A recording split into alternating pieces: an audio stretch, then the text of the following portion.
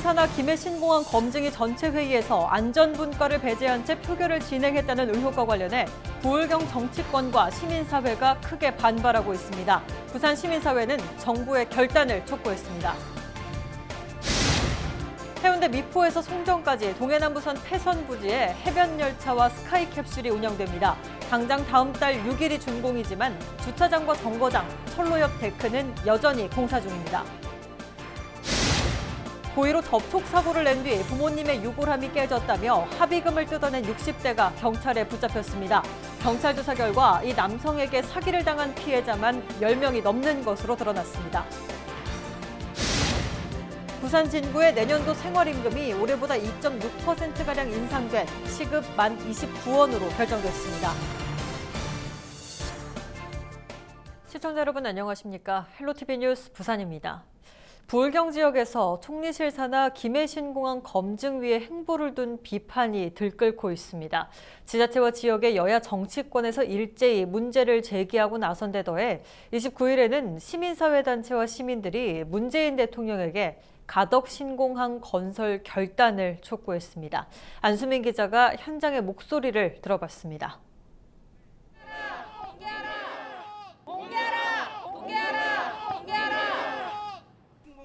신공항 검증에 대한 공정성 논란이 불거진 가운데 시민사회단체와 시민들은 검증 결과를 투명하게 공개할 것을 촉구했습니다. 제가 국무총리님, 우리 검증위원회에 묻고 싶은 게 있습니다. 김해공항 확장 안전하다고 검증했습니까? 그렇다면 우리의 생명과 안전 책임질 수 있습니까? 수도권 중심 발전이 가속화되는 상황. 시민사회는 신공항 건립은 지역 균형 발전과 직결된 일이라며 부울경 지역의 사활이 달린 문제라 입을 모았습니다. 우리 가덕도 신공항은 우리 부산의 미래입니다. 부산이 소멸하느냐 소멸하지 않느냐 절체절명의 우리의 미래입니다. 수도권 패권주의 막아내고 부산을 살려내자.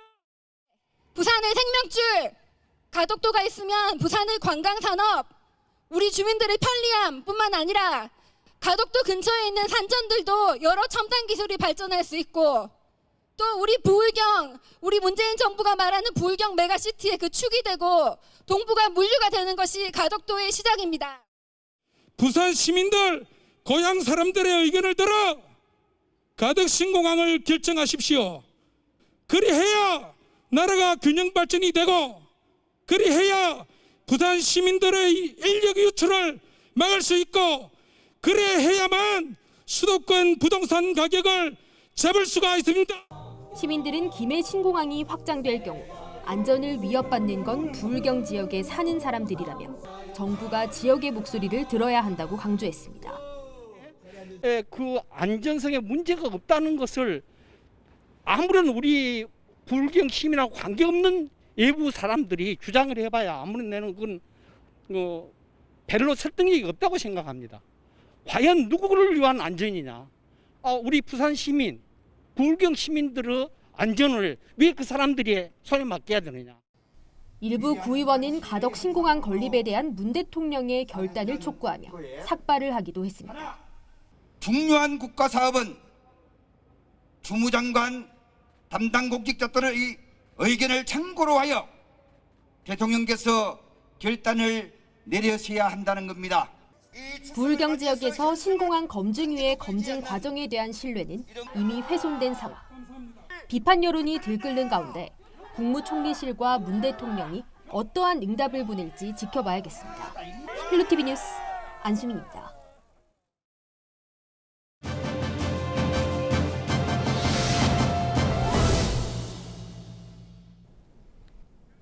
동해남부선 패선 부지를 활용한 민간 사업이 돌고 돌아 개통을 앞두고 있습니다. 미포에서 송정까지 바다를 조망할 수 있는 구간에 기존 철로에는 해변 열차가 그리고 추가로 건립한 철로 위로는 최대 4명까지 탑승할 수 있는 스카이캡슐이 운행될 예정인데요. 현장 점검 360도에서 어떻게 준비되고 있는지 짚어봤습니다. 김현정 기자가 보도합니다. 동해남부선 패선부지 미포에서 송정까지 민간 자본이 투입돼 추진되고 있는 해변 열차와 스카이캡슐. 지난달 개통될 계획이었으나 2차례 연기됐습니다. 사업자 측은 다음 달 6일 준공식을 열고 7일부터 해변 열차만 우선 개통한다는 계획입니다. 해변 열차는 미포에서 출발해 달맞이 터널과 청사포, 다리돌 전망대, 구독포를 거쳐 송정까지 모두 6개 역에 정차하고 4.8km를 달리게 됩니다. 이용 요금은 편도로 7,000원이며 부산 시민은 6,000원입니다. 부산방송에서는 개통 일주일을 앞둔 해변 열차의 철로와 정거장 그리고 주차장 곳곳을 둘러봤습니다. 동해남부선 폐선부지를 달릴 베일에 쌓인 해변 열차를 직접 타봤습니다. 좌석은 이렇게 벤치 형태로 해변을 조망할 수 있도록 한쪽 방향으로 배치가 돼 있고요. 한 열차에는 모두 100명이 한꺼번에 탑승할 수가 있습니다. 총 4대의 열차로 운행 예정인데 3대는 시운전을 마무리하고 안전보건진흥원의 사용 전 검사 허가를 받았지만 한 대는 부품 교체가 진행 중이었습니다. 저희가 그래서 검사 3대를 받아서 유원시설은 허가 난 것만 운행을 하는 거지 안 난 건 운행 안 합니다. 그러니까 물론 저희 시공사에서 좀 작업을 하다 보니 좀 미스가 생겨서 요 한 대만 딜레이가 된 것뿐이에요.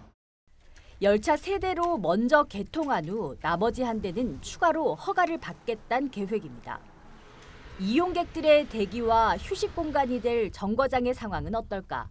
청사포 정거장은 공간만 구분돼 있을 뿐 손님 맞을 준비가 되지 않았습니다. 다음 주 개통 시기에도 이렇게 텅 빈 공간으로 손님을 맞을 상황입니다. 열차가 달릴 철로를 따라 걸어가 봤더니 그린 레일웨이 사업으로 데크 공사가 한창 진행 중이었습니다. 철로와 데크 사이 공간이 벌어져 돌과 목재가 틈새로 빠지는 문제가 드러났고 제대로 된 마감도 이뤄지지 않았습니다. 요 보면 골재를 덜 걷어냈잖아요. 걷어내지 않았죠. 이 걷어내야 될 주체는 민자라고요. 왜 이런 골재들이 다 슬라이딩 돼가지고 내려가는 거지. 하도 흘러내려가지고 우선이 막아놨고 우리가 지금 막아놨어요. 당초 해변 열차와 그린 레일웨이 데크 준공 일정을 맞추기로 했으나 준공일이 엇갈리며 공사하는 길 옆으로 열차가 달리게 됐습니다. 청사포 정거장 주차장의 경우 공사가 한창 진행 중이었습니다. 주민의 민원과 추가 공정으로 연기가 됐다지만 준공 시기가 열차 개통 예정일로부터 2주 뒤로 주차장 없이 열차가 개통돼야 하는 상황입니다. 사업자 측은 열차 개통이 2차례 연기돼 더 이상 미룰 수가 없는 상황이며 준공 예정일인 6일까지 문제점을 보완하겠다는 입장입니다. 하지만 우려의 목소리도 높습니다. 기반 시설 및 부대 편의 시설조차도 갖추어져 있지 않습니다. 또한 그린 레일웨이 확장 공사는 지금도 한창 공사 진행 중에 있습니다. 주민들의 안전은 생각하지도 않고 오직 민간 사업자의 수익 사업을 위해 준공식을 서두르는 것은 큰 문제가 있다고 봅니다. 이제 해변 열차가 개통될지 말지 결정될 허가권은 해운대구의 손에 달려 있습니다. 폐선부지를 활용한 부산의 관광 컨텐츠인 해변 풍경 열차. 계획대로라면 다음 주 준공식에 이어 이 열차도 정식 개통될 예정입니다. 하지만 개통에 앞서 무엇보다 우선시돼야 할 것은 주민들의 안전과 편의일 것입니다. 헬로티비 뉴스 김현정입니다. 고의로 차에 부딪혀 사고를 낸 뒤 부모님의 유골함이 깨졌다며 합의금을 뜯어낸 60대가 경찰에 붙잡혔습니다. 이 남성에게 사기를 당한 피해자만 10명이 넘는 것으로 조사됐습니다. 보도에 김한식 기자입니다. 승용차가 지나자 종이 가방을 떨어뜨리는 남성. 떨어진 물건을 수습하는 사이 차에서 내린 여성이 황급히 다가와 물건을 함께 수습합니다. 잠시 뒤 이 여성은 차량으로 다시 향합니다. 남성이 부모님의 유골함이 깨졌다며 유골함 값을 요구했기 때문입니다. 유골함이라면서 막 그렇게 말씀하시더라고요. 그러니까 정말 상당하신 분 같았다니까요. 저는 이분이 정말 다급하게 상을 당하셨구나 하는 생각이 들었다니. 고의로 교통사고를 낸 뒤 운전자들로부터 돈을 가로챈 60대 A씨가 경찰에 붙잡혔습니다. A씨는 상복을 입고 서행하는 차량에 일부러 팔을 부딪힌 뒤 울먹이며 부모님의 유골함이 깨졌다고 운전자들에게 말했습니다. 또 자신의 말을 믿도록 하기 위해 사망진단서가 적힌 서류를 피해자들이 잘 보이도록 던져놓는 치밀함까지 보였습니다. 유골함이 깨졌다는 얘기에 당황한 피해자들은 금액이 크지 않은 데다 미안한 마음에 속을 수밖에 없었습니다. 일단 요구하는 금액이 30만 원 이하의 작은 금액입니다. 그리고 더더욱 피해자들이 신고를 하지 않았던 어떤 내용은 피해자들이 유골함이라고 하기 때문에 부모님 유골함을 깬 것에 대한 미안함, 당혹스러움 그런 것을 10분 이용한 것 같습니다. A씨의 범행은 교통사고 뺑소니를 우려한 피해자가 경찰에 신고를 하면서 드러났습니다. 얼마 전 똑같은 내용의 사고가 접수된 것을 확인한 경찰은 비슷한 사건을 검색해 모두 11건의 피해 신고를 찾아낸 뒤 석 달 동안 A씨를 추적해 검거했습니다. 경찰은 A씨가 지난해 5월부터 최근까지 11명에게 100여만 원을 가로챈 것으로 보고 있습니다.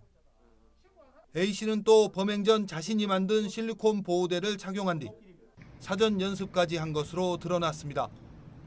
경찰은 피해 운전자들이 더 있을 것으로 보고 수사를 확대할 계획입니다. 헬로티비 뉴스 김한식입니다.